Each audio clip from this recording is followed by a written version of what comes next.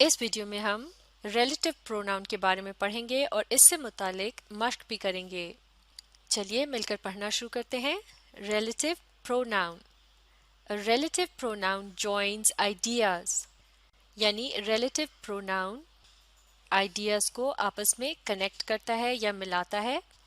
اسے اچھی طرح سے سمجھنے کے لیے ہم ایک مرتبہ پھر پروناؤن کی ڈیفینیشن کو دہراتے ہیں۔ پروناؤن کیا ہوتا ہے؟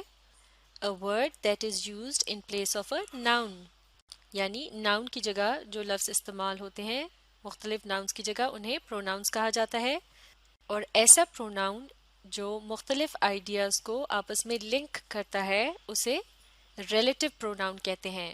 جیسے کہ ریلیٹو کا مطلب رشتہ دار بھی ہوتا ہے، تو ریلیٹو پروناؤن دو چیزوں کے درمیان ایک قسم کا رشتہ جوڑتا ہے۔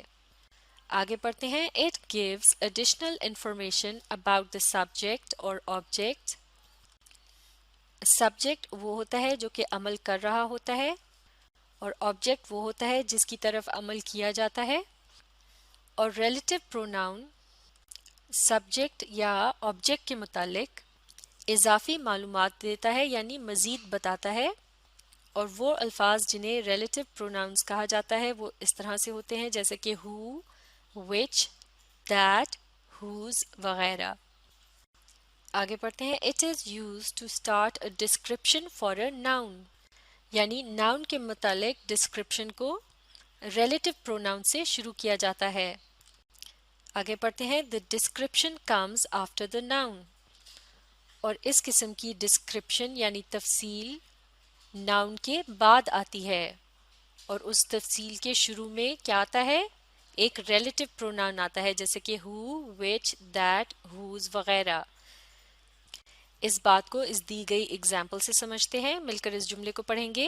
The people who are dissatisfied and discontented with their lives may also resort to drug addiction، یعنی جو لوگ اپنی زندگیوں سے خوش اور مطمئن نہیں ہوتے وہ بھی نشہ آوری اختیار کر سکتے ہیں۔ تو اس جملے میں پیپل کا لفظ کیا ہے؟ یہ ایک ناؤن ہے، پیپل یعنی لوگ۔ اس کے بعد آ رہا ہے لفظ who، اور پھر لوگوں کے متعلق بتایا جا رہا ہے کہ کس قسم کے لوگ ہیں جو کہ ڈسسیٹسفائیڈ ہیں اور ڈسکنٹینٹڈ ہیں، یعنی خوش اور مطمئن نہیں ہیں۔ کس سے خوش اور مطمئن نہیں ہیں؟ with their lives، اپنی زندگیوں سے۔ اور پھر اس کے بعد بتایا جا رہا ہے کہ وہ کیا کر سکتے ہیں۔ may also resort to drug addiction، یعنی وہ بھی نشہ آوری اختیار کر سکتے ہیں۔ تو جیسا کہ ہم نے ریلیٹو پروناؤن کے متعلق پڑھا تھا کہ وہ جملے کے اس حصے کے شروع میں آتا ہے جو کہ ناؤن کے متعلق اضافی معلومات دے رہا ہوتا ہے، جیسے کہ یہاں اس جملے میں پیپل کے متعلق جو اضافی معلومات دی گئی ہے dissatisfied and discontented with their lives، یہ ہے اضافی معلومات جو کہ دی گئی ہے پیپل کے متعلق، اور اس کے شروع میں آ رہا ہے who، the people who are۔ تو اس طرح سے پیپل اور ان کے متعلق جو اضافی معلومات دی گئی ہے اس کے درمیان who کا لفظ ایک لنک یا کنیکشن کا کام کر رہا ہے۔ the people who یعنی وہ لوگ، who جو کہ، اور پھر باقی کی تفصیل اس کے بعد بتائی گئی ہے۔ تو اب ایک مرتبہ پھر ریلیٹو پروناؤن کی ڈیفینیشن کو پڑھتے ہیں۔ A relative pronoun joins ideas۔ It gives additional information about the subject or object۔ For example who، which، that، whose، یہ مختلف قسم کے ریلیٹو پروناؤنز بتائے گئے ہیں۔ آگے پڑھتے ہیں۔ It is used to start a description for a noun۔ The description comes after the noun۔ تو جیسے کہ اس مثال میں بھی ہم نے دیکھا تھا، پہلے ناؤن آیا اور اس کے بعد ریلیٹو پروناؤن، اور پھر اس کے بعد ہے اس ناؤن کی ڈسکرپشن، اور ناؤن اور ڈسکرپشن کے درمیان آ رہا ہے ریلیٹو پروناؤن۔ چلیے اب ہم ریلیٹو پروناؤن کو مزید اچھی طرح سے سمجھنے کے لیے مختلف قسم کے ریلیٹو پروناؤنز کا جملوں میں استعمال دیکھتے ہیں۔ چلیے مل کر پڑھنا شروع کرتے ہیں۔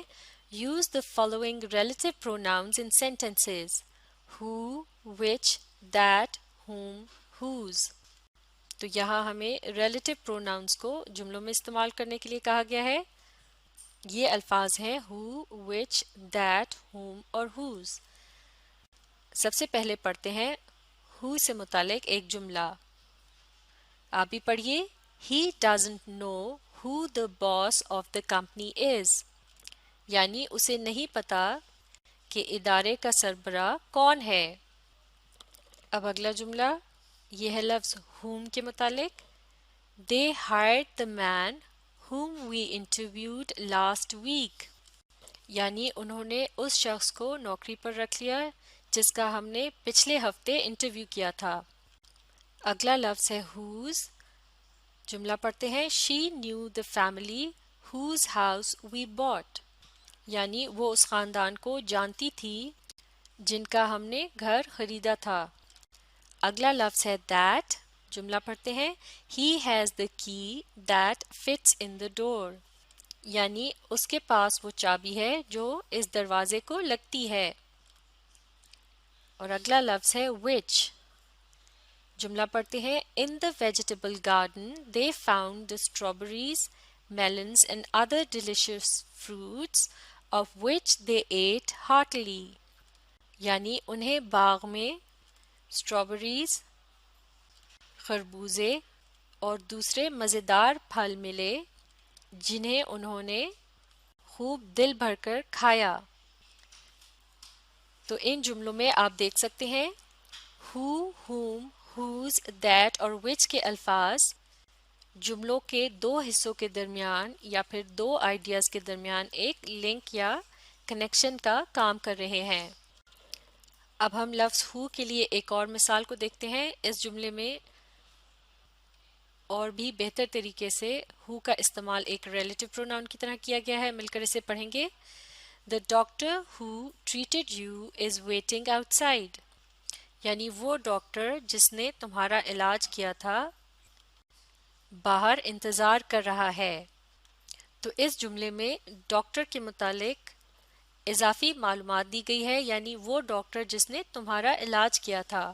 اور اس اضافی معلومات یعنی ایکسٹرا انفارمیشن یا ایڈیشنل انفارمیشن سے پہلے who کا لفظ استعمال کیا گیا ہے.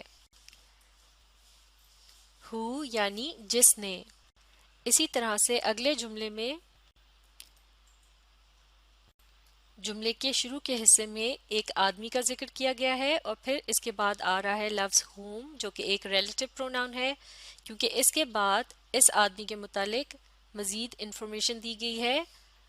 The man whom we interviewed last week. یعنی وہ آدمی جس کا ہم نے پچھلے ہفتے انٹرویو کیا تھا. اگلے جملے میں ہے لفظ whose اور یہاں بھی whose کا لفظ ایک ناؤن کے بعد آ رہا ہے، یعنی the family اور family کے متعلق اب مزید انفارمیشن whose کے لفظ کے بعد آئے گی. The family whose house we bought. یعنی وہ خاندان جس کا گھر ہم نے خریدا تھا. تو جیسے کہ ریلیٹو پروناؤن کی ڈیفینیشن کو سمجھتے وقت ہم نے سیکھا تھا کہ ناؤن کے متعلق اضافی معلومات دینے سے پہلے ایک ریلیٹو پروناؤن کا استعمال کیا جاتا ہے. اسی طرح سے اگلے جملے میں لفظ that کا استعمال کیا گیا ہے. The key that fits in the door. یعنی وہ چابی جو کہ دروازے کو لگتی ہے. تو چابی کے متعلق مزید انفارمیشن دینے سے پہلے that کے لفظ کا استعمال کیا گیا ہے. اسی طرح سے اگلے جملے میں لفظ which کا استعمال ہوا ہے. اس جملے میں کہا جا رہا تھا کہ انہیں مختلف قسم کے پھل ملے. تو پہلے لفظ fruits ہے، اس کے بعد ہے which جو کہ ایک ریلیٹو پروناؤن ہے اور پھر اس کے بارے میں بتایا گیا ہے کہ ان فروٹس کے ساتھ انہوں نے کیا کیا. They ate heartily. وہ پھل جنہیں انہوں نے خوب دل بھر کے کھایا. تو یہاں بھی which کا لفظ ناؤن کے بعد اور ایڈیشنل انفارمیشن سے پہلے استعمال کیا گیا ہے اور یہ ان دونوں کے بیچ میں ایک لنک یا تعلق پیدا کرتا ہے. تو یہ تھیں ریلیٹو پروناؤنس کی مختلف مثالیں اور جملوں میں ان کا استعمال. تو ریلیٹیو پروناؤنس کو اچھی طرح سے سیکھنے کے لیے آپ اس ویڈیو کو ری پلے کیجئے اور اس کے ساتھ ساتھ پڑھنے اور سمجھنے کی کوشش جاری رکھیے۔